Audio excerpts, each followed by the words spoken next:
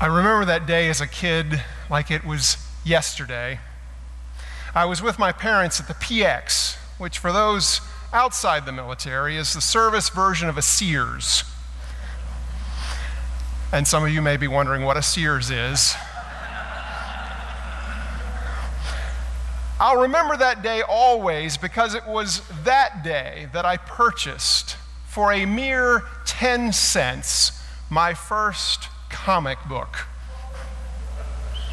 In the pages that followed, I saw the hero Tony Stark, also known as Iron Man, take on the villain, the living laser. From that day on, my imagination was open to the wild and woolly world of superheroes. Such is the stuff of childhood. Or is it? If Hollywood is any indication, superheroes aren't just the stuff of childhood, but movie franchises. It began in the late 1970s with Superman, followed in the late 1980s by Batman. Their success launched other superhero movies like Spider-Man, X-Men, Daredevil, Elektra, Ghost Rider, Hulk, Fantastic Four, Iron Man, The Avengers, Captain America, Thor, Green Lantern, Jonah Hex, Steel, Wonder Woman, Deadpool, Ant-Man, Guardians of the Galaxy, Doctor Strange, The Punisher, Blade, and Black Panther. These are just the ones that have been released, not counting those about to be released or in production. Superhero stories not only capture the imagination of children, but adults and movie producers as well. It's not just for kids anymore. Superheroes and gentle wisdom have something in common. Let's take a look. Suppose you could have one of two superpowers, the power of invisibility or the power of flight. Which power would you choose? Would you rather fly free in the sky like Superman or be able to turn yourself invisible like Sue Storm of the Fantastic Four? Now let's be clear. Invisibility means the ability to at will render oneself invisible and transparent, including your clothing, but anything you pick up remains visible. Flight means the power to fly at any altitude within the Earth's atmosphere at speeds up to 1,000 miles per hour. You don't get invulnerability or super strength. So, which do you choose? Flight or invisibility? Just a thought. Now that you have your superpower, what do you do with it? On National Public Radio's program, This American Life, John Hodgman conducted an unscientific, informal survey asking the question, which is better, the power of flight or the power of invisibility? What he found surprised him. No matter which power people chose, they used it in self-serving ways to satisfy their personal desires. Typically, this is how it went. People who turn invisible sneak into movies, steal cashmere sweaters at fine department stores, spy on their coworkers, stalk their exes, eavesdrop on conversations about themselves, and slip onto airplanes for free rides. Almost everyone he spoke with called the power of invisibility the sneaky power. On the other hand, people who fly stop taking the bus. They give up their cars. They check out the bar scene by flying around, hoping to gain attention and groupies who'll want to worship them. They fly off to Paris or Prague or Rio. Flight may be considered the superpower of self-aggrandizement. Here's something that hardly anyone mentioned in his interviews. I will use my power to fight crime. No one seemed to care about crime or justice. Nobody wanted to work for peace, personal, local, or worldwide. No one tried to be merciful or even just plain helpful. Hodgman wondered why no one wanted to take down organized crime or bring hope to the hopeless, if only for a little bit. One typical respondent who had chosen flight commented, I don't think I'd spend a lot of my time using my power for good. If I don't have super strength and I'm not invulnerable, it would be very dangerous. If you had to rescue someone from a burning building, you might catch on fire. Just having the power of flight, I don't think is necessarily quite enough because you don't have super strength. I'd still be weak when I got there. I don't fight crime now. He'd finished with, I'd go to Paris, I suppose. I could be going to Paris man. Going to Paris man is not a superhero. But his answer is telling. It might just be a representative reaction of all of us, if we're honest. Right now, we may not have the heart or the wisdom to do good. Right now, we might, when possible, use our superpowers to orchestrate private gain for ourselves or wreak havoc on others just for fun or vengeance. Nobody interviewed on This American Life took responsibility for others less fortunate than themselves by using their superpowers for the common good. Helping the underdog, saving a drowning kitten, or defeating bad guys? Nobody's interested. It turns out most people secretly or even openly have oodles of selfishness. What if we were given the choice between being able to fly or turning invisible? Which would we choose? And how would we use it? It turns out most people wouldn't use such powers wisely.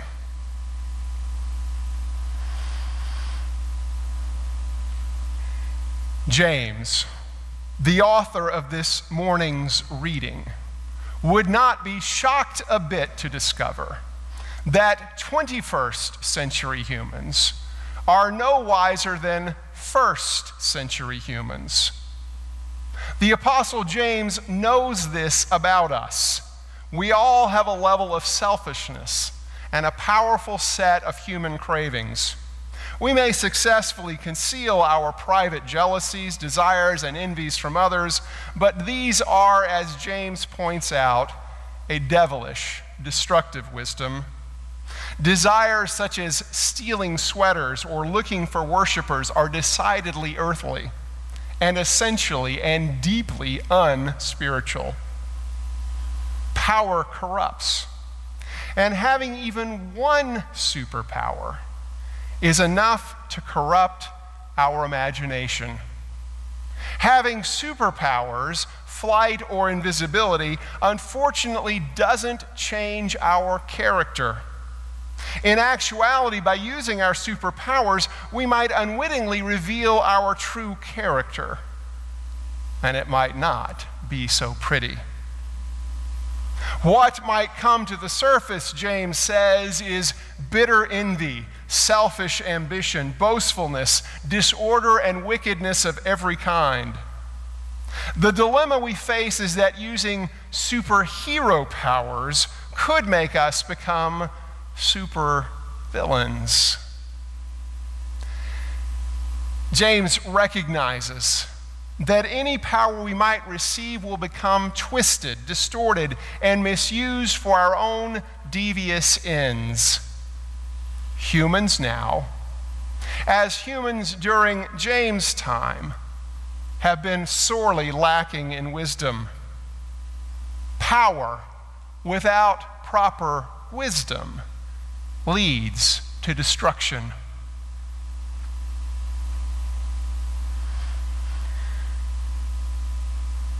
The superpower we really need is divine wisdom, what James calls the wisdom from above.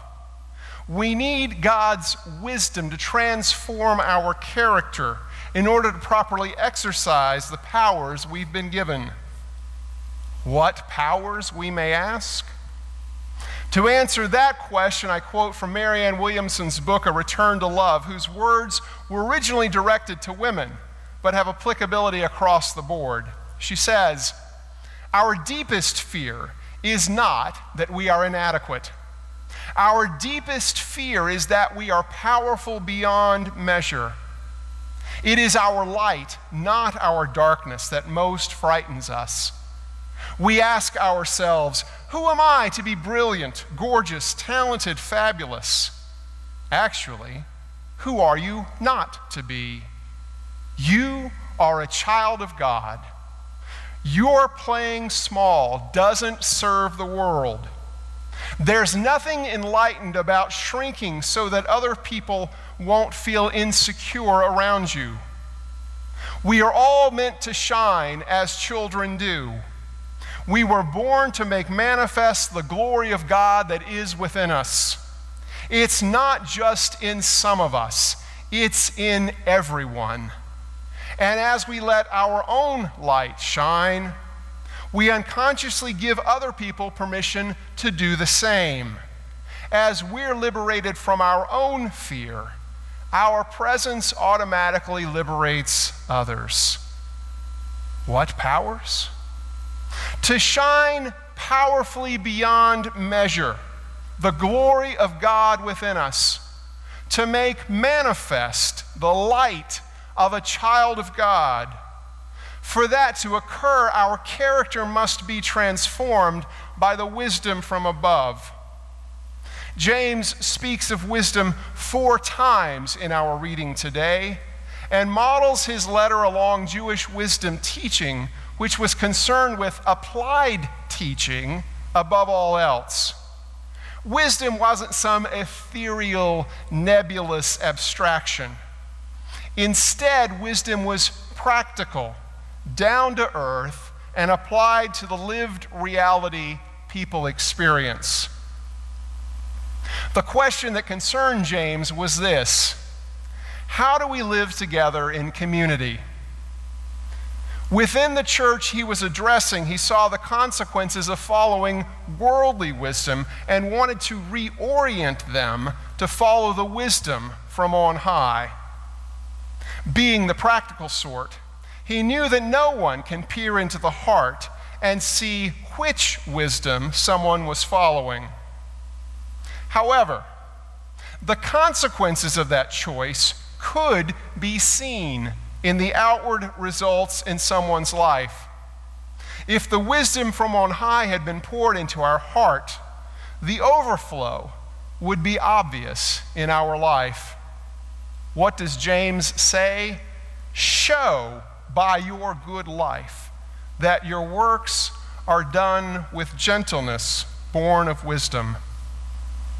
A good life and works done with gentleness give evidence of God's wisdom. God's transforming wisdom working internally expresses itself externally. The results of God's wisdom cannot be hidden in a secret identity, will be unmasked. Our cape will show itself. Wisdom from God shows itself in our life, and the results are observable. First of all, wisdom gives birth to purity in our lives. The pure are those whose hearts are set on God alone and whose actions reflect God's radiance in their lives. Secondly, wisdom produces not only a peaceable character, but someone who is actively a peacemaker, working to bring healing and reconciliation among others. 3 times, James stresses the importance of peacemaking. Thirdly, wisdom is seen in gentleness, not only in spirit, but speech. not only in attitude, but actions. Being willing to yield is an example of that gentleness, something James emphasizes twice. Fourthly, wisdom is seen in its impartiality, not taking sides in a dispute, being able to hear both sides and arbitrate as a neutral party. It's being able to step back from a conflict, see the bigger picture, and act for the greater good. Fifthly, wisdom is shown through its sincerity, its lack of hypocrisy, its guilelessness and truthfulness. When wisdom acts in our life in this area, we have no hidden agendas or spin. To sum up the proof of wisdom acting in our lives, we are to be full of mercy and good fruits, sharing a harvest of righteousness whose bounty blesses others abundantly in ways seen by all. When the superpower of divine wisdom is acting in our lives, it's no secret. As a child of God, in whom the wisdom of God is acting, the glory of God will shine powerfully beyond measure through us. I'd like to call your attention to the screen for a clip from Spider-Man 2, where the hero, Peter Parker, is struggling with the powers he's been given and has decided to throw his costume and crime-fighting career as Spider-Man away. He's come to his Aunt May's house, where a neighbor boy, Henry, is helping her move.